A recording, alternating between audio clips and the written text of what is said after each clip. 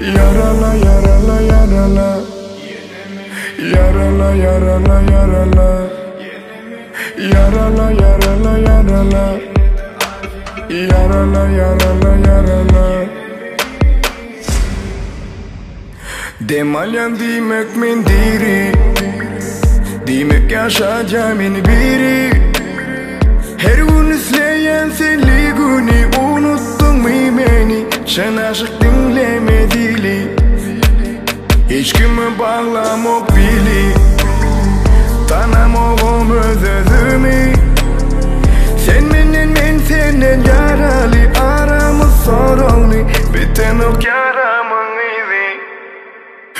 Men bugün yaralanan, sen beni yaralayan.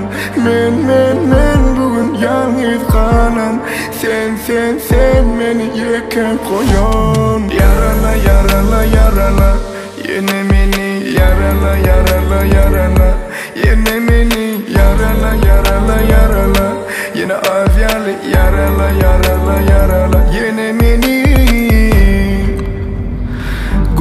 Barada düşüşmedikken arada, bolup görüşümüz men bir çölle sen bir adada.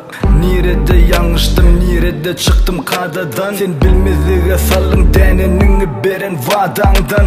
Men yadadım, demim içimde yuvudup, bıçaktan yetisiz yara nedip bilerin unutup. Sesimi çıkarmayın mı ya sevgimden utulup, belki sonra bilerin yadamalardan kurtulup.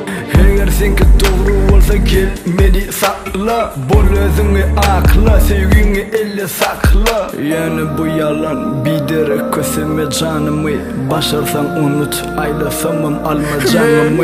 Men yine yaralanan, sen beni yaralayan. Men bugün yalnız kalan, sen beni yarala yarala yarala, yine beni yarala yarala yarala, yine beni yarala yarala yarala, yine afyalı yarala yarala yarala, yine beni